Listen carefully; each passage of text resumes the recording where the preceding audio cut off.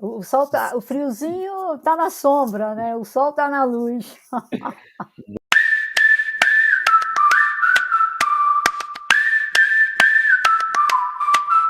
Bom, pessoal, essa daqui é a nossa estreia mais do que especial do podcast da Manifesta, né? A Manifesta é uma empresa que foca muito todas as suas energias nisso que a gente chama de impacto regenerativo, né? No mundo dos negócios, né? Então a gente tenta procurar aí negócios que sejam verdadeiras causas, né?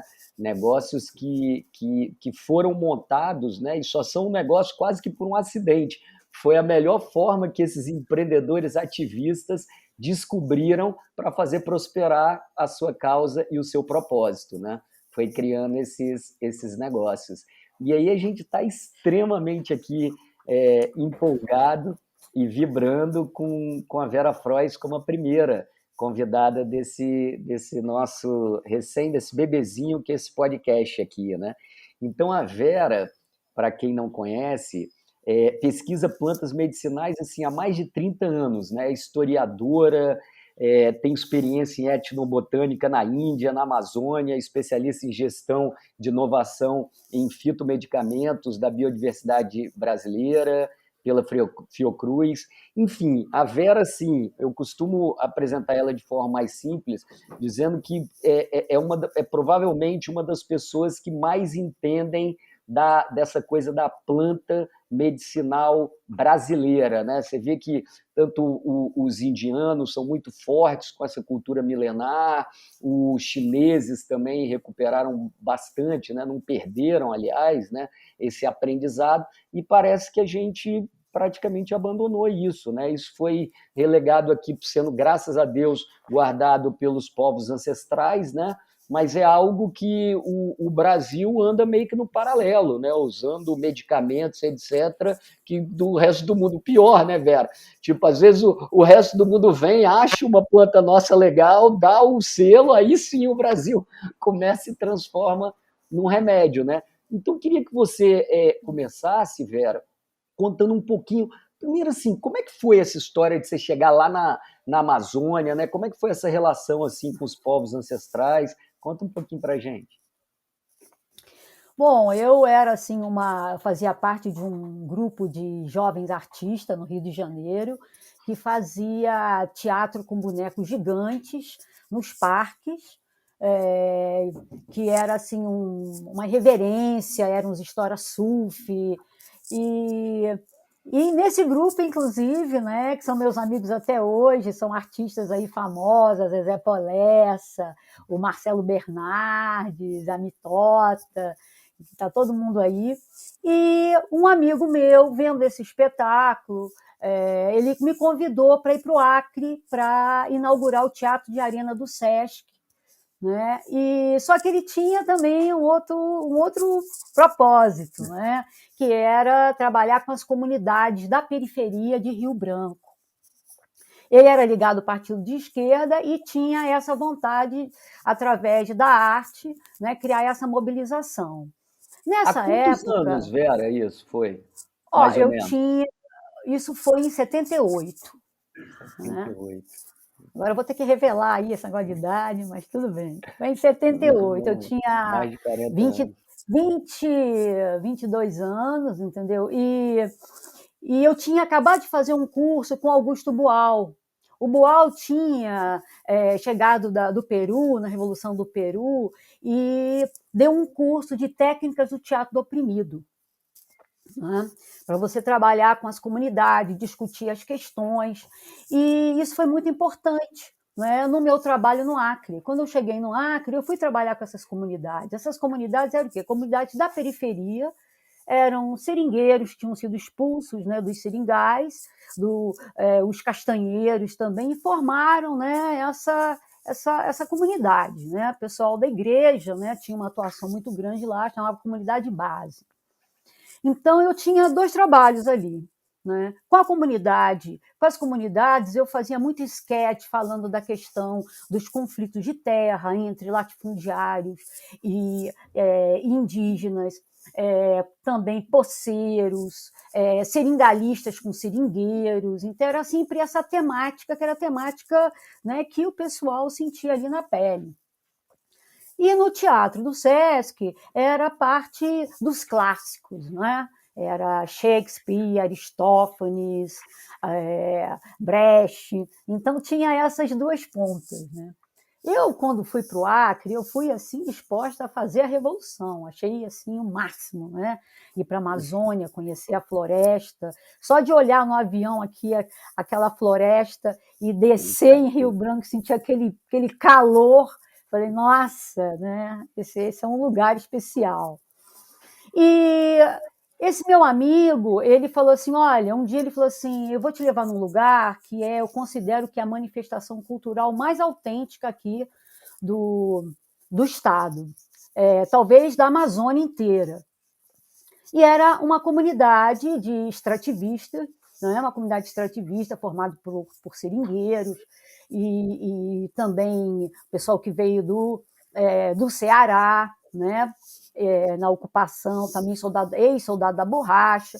E eles tinham uma comunidade da Colônia 5000, e eles utilizavam um chá medicinal, né? O chá da ayahuasca. Ele tinha muito medo, ele falava, olha, é ali, me levou até o portão.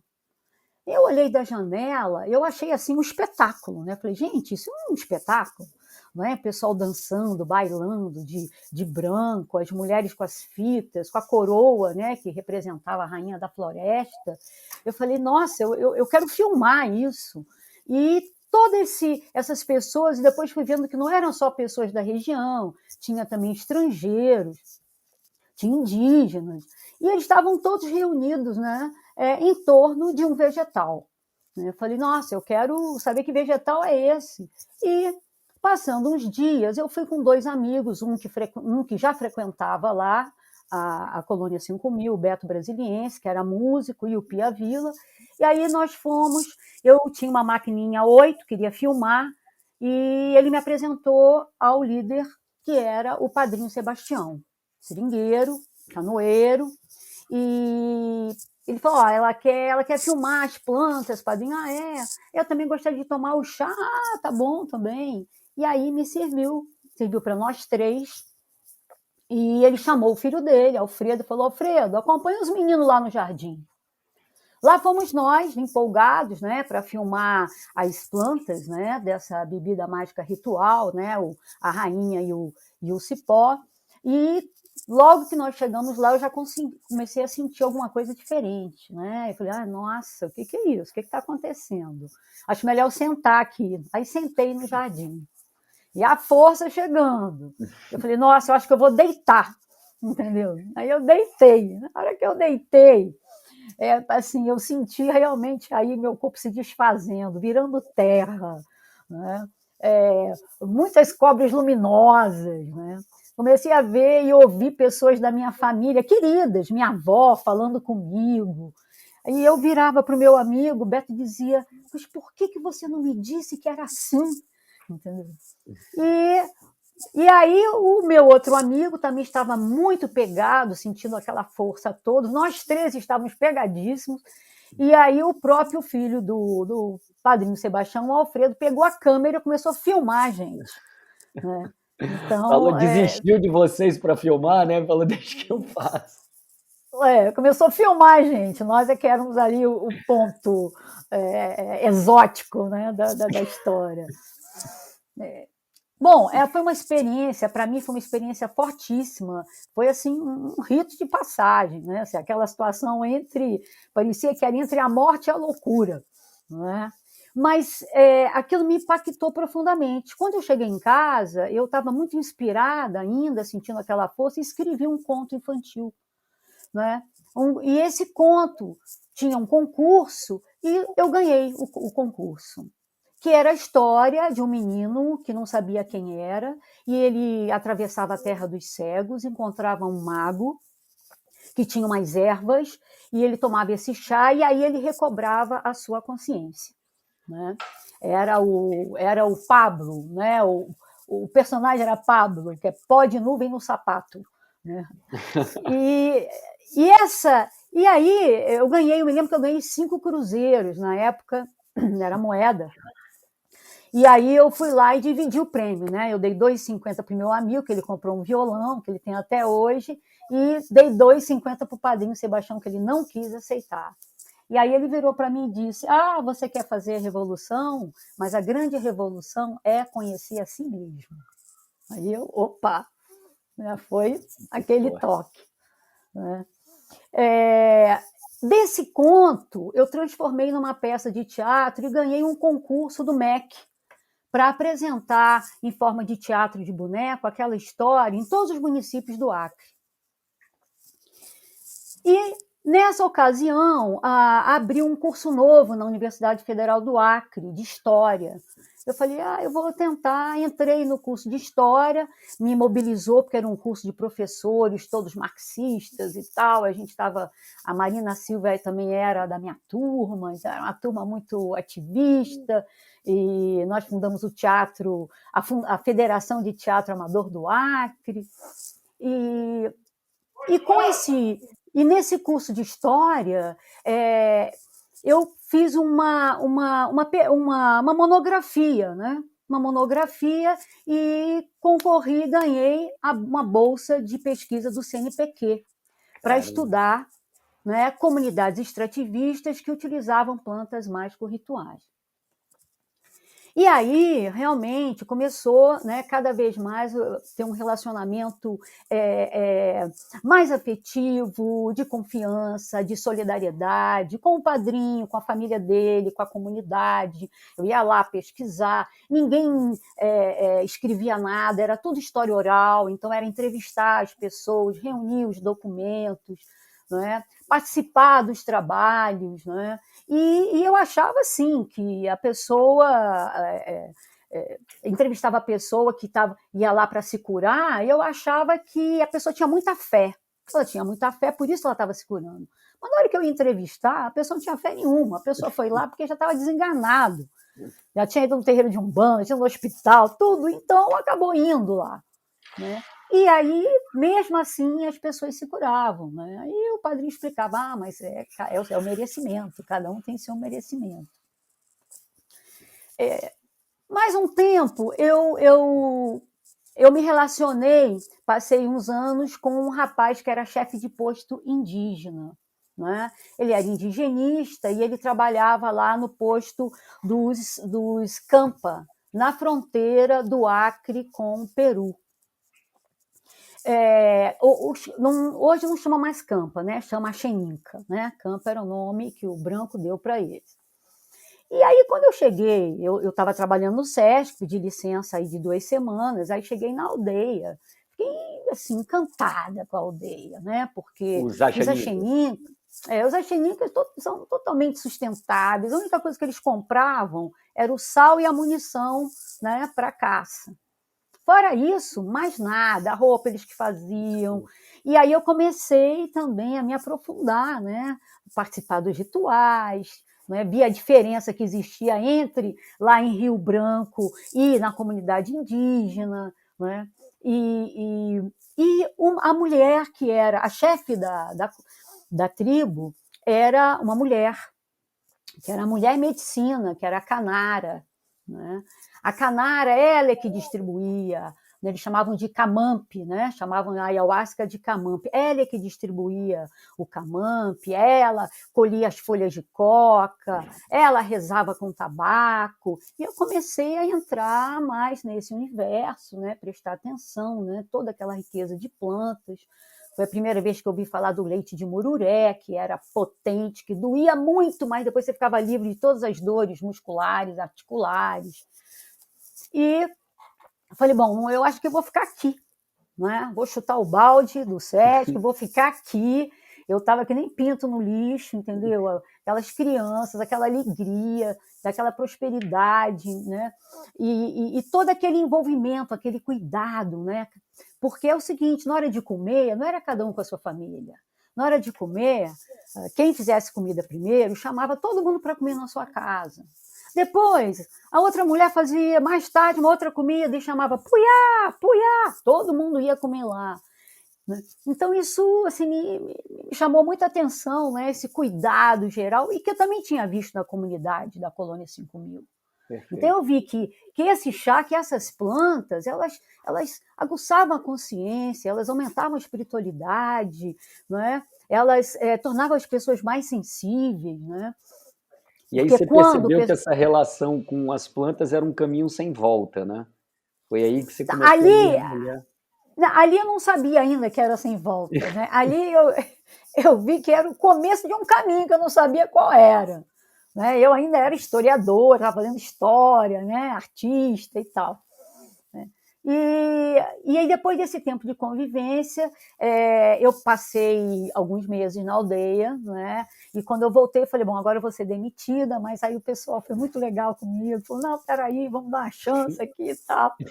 Ainda passei mais um tempo lá, mas a partir daí eu voltei imbuída, falei, nossa, essa floresta é poderosa, nossa, esses povos são incríveis, entendeu? O que eu posso fazer para ajudar, para defender? E aí eu conheci uma pessoa muito carismática, né? Outra pessoa carismática, né? Porque o Padrinho Sebastião, super carismático, que foi o Chico Mendes. Né? E aí também aquela história, o que eu posso fazer? Aí o Chico falou, olha, a revolução aqui é abraçar as árvores. Essa é a grande revolução. Você abraça as árvores e não deixa derrubar. Se você quer ajudar a manter a floresta em pé, então eram os empates. Né, que tão havia. Atual, né, Vera? Tão atual, isso que já a década de 80, né, começo da década de 80. Então, eu passei um tempo também, estava super ligada também a ajudar a distribuir o Jornal do PC do Bem em Chapuri, né? E um tempo muito importante, porque foi quando os povos da floresta começaram a se reunir. Né? Os indígenas, os seringueiros, os ribeirinhos, né? os castanheiros. Né? E isso acabou criando, né? Foi a base, essa união foi a base da criação das reservas extrativistas, né? Que são importantíssimas. Então, depois dessa experiência com o Chico, inclusive eu encontrei o Chico um dia antes, né, da morte dele, assim, no aeroporto. Ele ia fazer o prefácio do meu livro, né, porque nesse meio tempo a minha pesquisa do CNPq, eu aprofundei a monografia e concorri ao Prêmio Suframa de História, que na época era muito famoso. Né? E ganhei o Prêmio Suframa. Né? Então, você vê quantas bênçãos aí as plantas me deram. Da primeira vez, né? Com aquela primeira... Com tudo que deu, né? Muito impressionante. Realmente é impressionante. Aí ganhei esse prêmio, com esse prêmio eu comprei uma vaca para a comunidade do Padrinho Sebastião, que tinha muita criança, precisava de leite, não é? E também chamei o pessoal a construir uma casa para mim, o pessoal da comunidade mesmo que construiu. E aí, nessa sequência, né, eu fui convidada para ser a secretária de Cultura de Boca do Acre, um município perdido lá no meio da Amazônia. Né?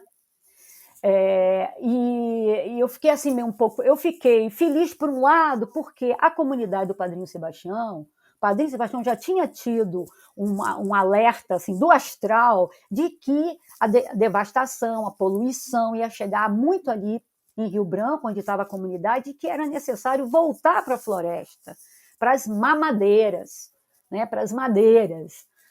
E ele estava nesse movimento de voltar, e eu falei, que bom, eu vou para a Boca do Acre, está perto da comunidade do Padrinho, acho que vai ser bom.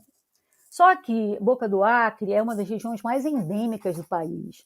Tem malária, febre tifoide, febre amarela, febre negra de lábria, hanseníase, hepatite B. Eu falei, meu Deus do céu, como é que esse povo se cuida? Como é que esse povo se trata?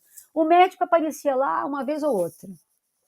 Aí eu comecei a ver que quem cuidava da comunidade mesmo eram os raizeiros, os herveiros.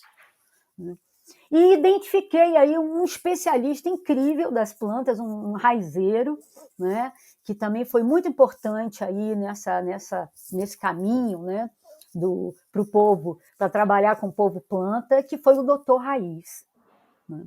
O Doutor Raiz, né, o nome dele era Severino Dantas, ele já fez a passagem. Ele tinha um jardim imenso, né, no bairro São Pedro, e ele batizava as plantas de acordo com a propriedade da planta. Então, ele dizia, olha, esse aqui é a cibalena, esse aqui é o melhoral, esse aqui é a penicilina. Aí eu falava assim, nossa, ele está viajando. Mas anos depois, quando eu fiz um curso de farmacognosia, e eu peguei a planta chamada penicilina, ela realmente era um antibiótico. Impressionante. Né? Nossa. Né? Então, assim, eu comecei... Porque é o seguinte, eu comecei a ver o seguinte, que os herveiros, os raizeiros, as benzedeiras, os xamãs, né, eles tinham um grande conhecimento da ayahuasca, né, que vai mudando de nome de acordo com o grupo cultural, mas também eles tinham um grande conhecimento das outras plantas medicinais, que eu chamei de plantas aliadas. E muitas vezes, quando a pessoa chegava lá doente, não era para tomar o chá, era para tomar uma outra planta. Não era para tomar o chá da ayahuasca, era tomar uma outra planta. Era a batata de purga, as pílulas de copaíba, que o Chico Corrente fazia, né, junto com maisena, pílula de copaíba, era tomar o chá da carmelitana para tirar a ansiedade. Né? Então, eu comecei a mapear essas plantas, fazer esse levantamento, né, que entrou, inclusive, no livro. Né? E esse livro, 30 anos depois, ele foi reeditado em 2019 pela editora EAGé, né? Ficou muito legal, porque tem fotos inéditas, novos capítulos, né? 30 anos depois. Claro, nossa. Né? E o Doutor Raiz, ele me apresentou uma árvore que foi com essa planta, com essa árvore, que eu comecei a desenvolver depois uma linha de produtos. Então, aí pegando esse ponto, Vera, quando é que você decidiu assim montar a Virides? E aí fala um pouquinho de como é que a Virides está hoje, esse novo lançamento que a gente vai fazer. Assim, a Virides, ela nasceu o seguinte, quando eu voltei, eu sou carioca, né? Meu coração, ele é acriano, minha filha nasceu no Amazonas, a Luz é do Amazonas, então eu tenho raízes, né, na floresta.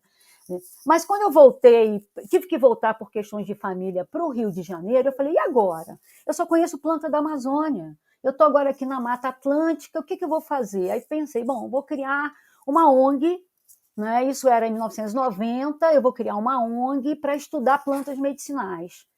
Né? E aí, junto com os amigos, nós fundamos o Instituto de Estudos da Cultura Amazônica, que seria uma filial do IEA, da Maria Alegrete. Né? E esse instituto, eu comecei a fazer pesquisa e dar curso. Né? É verdade que eu tive uma grande professora, uma bruxa incrível, né, da Mata Atlântica, que foi a Mali Caram. Né? Ela dava aulas de plantas medicinais, fazia produtos incríveis, e eu falei assim, Mali, eu quero produzir teus cursos. O IECAM vai produzir os seus cursos. Eu comecei a produzir os cursos dela, e eu fazia 1000 vezes aquele curso, sempre eu estava aprendendo coisas novas, e um dia ela não pôde ir dar um curso, e eu fui convidada para ir no lugar dela. Eu falei, nossa, será que eu vou ter essa capacidade e tal? E aí eu fui, comecei lá, dei aula, fiz uns produtinhos e tal, o produto fez maior sucesso, todo mundo gostou, e aí o negócio começou a crescer, um foi falando para o outro, né? E aí a minha filha mais velha, né, que já tinha ido comigo para o Acre com 4 anos, e já tinha feito administração, business, marketing, falou, mãe, nossa, esses produtos são muito bons, vamos criar aqui uma empresa familiar, né? Porque esses produtos aí são demais. Eu falei, bom, então, legal, vamos. E aí foi que a Virides nasceu, né? Assim, com também o propósito, que eu falei assim, legal, vamos fazer a empresa, mas qual era o objetivo da empresa? Isso. Era levantar um recurso, fazer produtos incríveis, inspiradores, né? Mas também ajudar a fazer um fundo para o Instituto, para que a gente pudesse desenvolver os nossos projetos socioambientais. Já trabalhava com algumas comunidades, com os Mibiá-Guarani, né? Ou Os seja, Axinim. além dos próprios produtos já terem esse propósito embutido, né? Porque você tenta pegar ali a planta da forma mais natural possível e fazer com que a gente crie quase uma nova farmácia, né? Porque hoje você está muito, até hoje, né? Muito acostumado a ir e tomar remédio que você não sabe nem o que é, quais são os efeitos, e isso é a modernidade, né?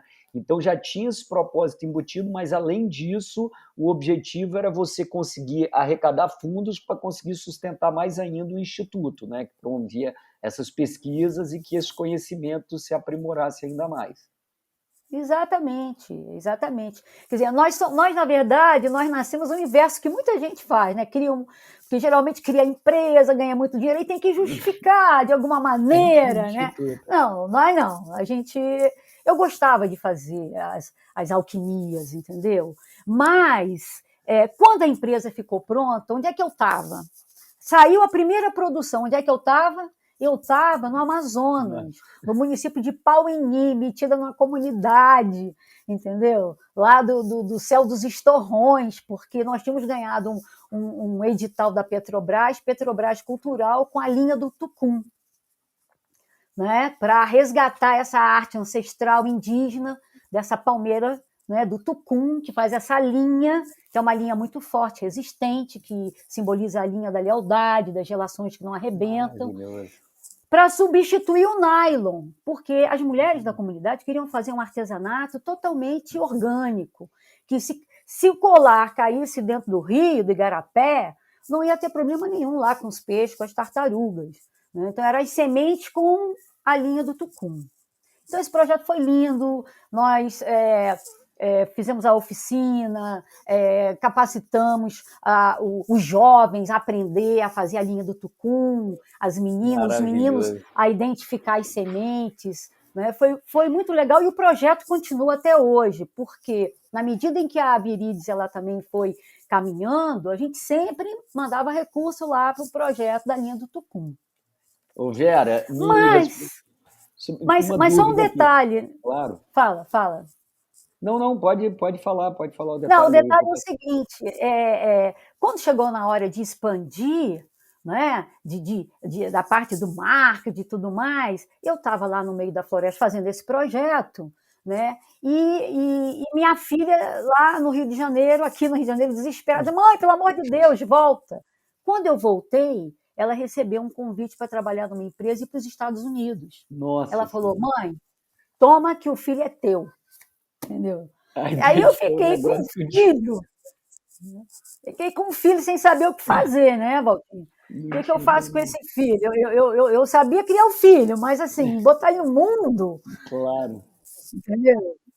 E aí, mas fez, realmente. Né, mas fiz. Então, a Virides, ela ficou ali, vamos dizer ali, em imersão, né? Porque eu não sabia, né? Não tinha. E também eu falei para você que o Dr. Raiz me apresentou uma planta e eu comecei a fazer vários produtos. Eu queria fazer uma linha, era o palmulato, que era uma planta energética afrodisíaca. Ele era famoso com essa garrafada. Ele morreu com quase 100 anos. E quando ele tinha 80, ele teve o 11º filho dele. Então, ele mostrava a árvore e dizia assim, está vendo aquela árvore? Ela descasca e está sempre jovem. Então, é a planta do rejuvenescimento. Muito bom. E aí eu comecei a criar shampoo de palmulato, creme, sabonete e tal. E quando chegou na hora de legalizar, não tinha estudos na farmacopeia. Eu não sacava nada de gestão.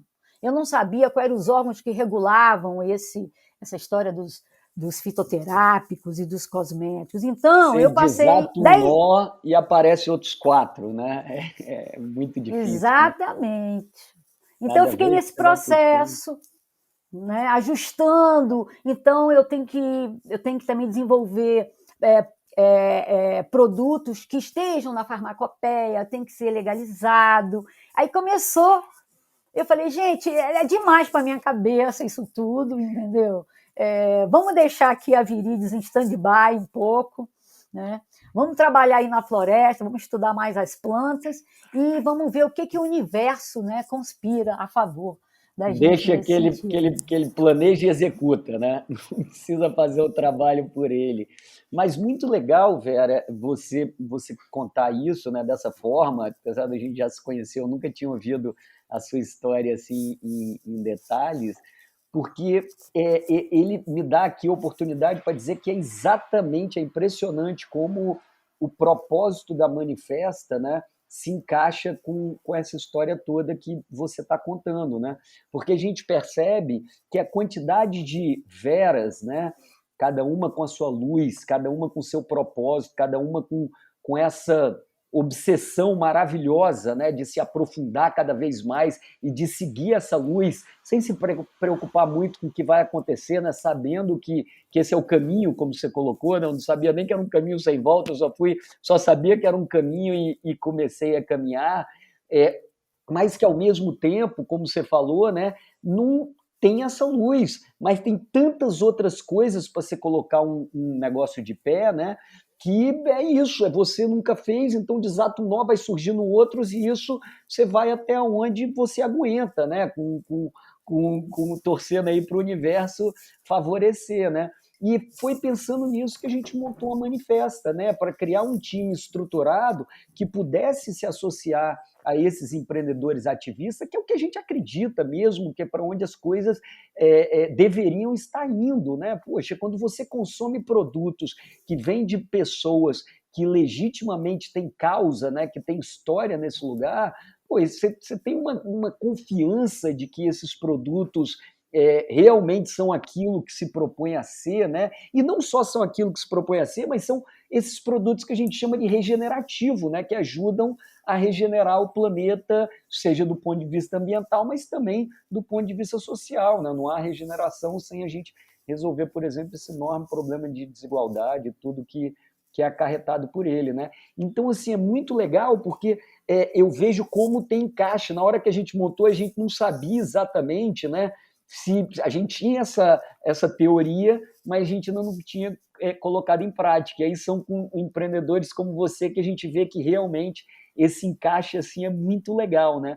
E aí, para finalizar, que o nosso produtor aqui botou o limite de 30 minutos, já estamos em 32, né? Mas, pô, estamos Nossa, show, né? Estamos aqui em 32, mas, pô, estamos gênio.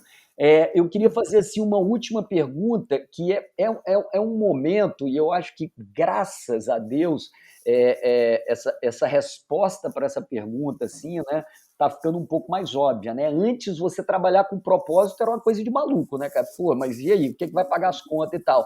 Agora a gente vê essa conversa cada vez mais forte, né? O que você falaria se você pudesse dar algum conselho assim, agora não pensando necessariamente só em Virídeos, mas na sua experiência como Vera mesmo, assim, que conselho você dá para as pessoas que pensam em seguir o seu propósito, em seguir a sua luz, em empreender com esse propósito? Por que isso é tão importante? eu acho primeiro assim, perseverar, né? E também deixar sempre o seu GPS pessoal ligado, ficar atento à sua intuição, né? Conectar a mente com o coração. Isso é uma coisa que o Ailton Krenak fala e que tem muito fundamento, né? Porque o coração ele também tem os neurônios, entendeu? Ele também pensa, ele sente, né? Também formar alianças, né? Como nós estamos formando, né? Com a Manifesta, né? Formar alianças com pessoas que tenham propósitos semelhantes, né? Criar uma rede forte, né? Costurada mesmo com a linha do tucum, com a linha da lealdade, a linha que não arrebenta, balança, balança, mas não arrebenta, né? Para fazer também uma cadeia produtiva mais sustentável possível. E ninguém pode dizer que é totalmente sustentável, não é? Mas o mais possível que a gente possa chegar ali. Não é? E uma coisa importante também, isso é uma coisa que é mentalizar, sabe, Walt? Mentalizar. diariamente, isso é uma coisa que eu faço, mentalizar diariamente o que você quer, qual é a primária da sua vida, qual é o foco. Porque quando você mentaliza e coloca os detalhes, o universo entende o que você quer, entende? É uma linha, sabe? Ele entende o que é. E assim, cultivar o seu jardim interno, não perder a alegria, ter prazer naquilo que você faz. Não é? Despertar os seus dons, né? As suas virtudes, os seus talentos, né? Ter confiança em si, ter confiança em Deus, que se manifesta na natureza. Bom, e ter fé, né? Porque, como diz o Gil, a fé não costuma falhar. Bom demais, Vera. Olha, quem não tiver anotado, como aqui é tudo agora virtual, você pode voltar, porque esses conselhos foram assim maravilhosos, completamente encaixados. Eu mesmo vou voltar agora aqui, porque eu quero anotar todos e isso virar um mantra, porque você falou tudo, Vera. Você falou tudo. A gente precisa que as pessoas embarquem nisso mesmo, porque eu acho que o planeta está precisando, né? Essa nossa Gaia aí tá precisando demais com que a gente pare de fazer o que a gente nem sabe o que é, né? Que normalmente as pessoas trabalham para empresas que não sabem por quê, não sabem o que está fazendo, mas simplesmente seguem essa rotina, né? E comecem a buscar. E não só trabalha em empresas, né? Porque isso é uma bandeira que a gente tem levantado muito, né? O que você consome também dá muito essa direção, né? Porque a gente não percebe, poxa, eu sou super ativista, sou preocupado com o planeta, mas qual o banco que você tem conta, onde você compra suas roupas, onde, quer dizer, na hora que você vai olhando, né, todo o seu consumo, tem tanta coisa que dá para a gente fazer devagarinho, com calma, um passo de cada vez, sem achar que, como você falou, que tem mas pelo menos ter essa consciência, né, o que a gente chama um pouco desse consumidor consciente, né, virar essa chave de que o que a gente consome é importante, a gente não pode esbarrar no que a gente consome, porque chegou primeiro, está aqui, é mais fácil, é a tal da conveniência, né? Tem várias formas de ser ativista, né? Você pode consumir produtos de ativista, você pode trabalhar em negócios ativistas, você pode investir eventualmente em empresas ativistas. Então, assim, eu acho que tem muitas oportunidades e é esse saculejo que a gente quer continuar dando, né, Vera?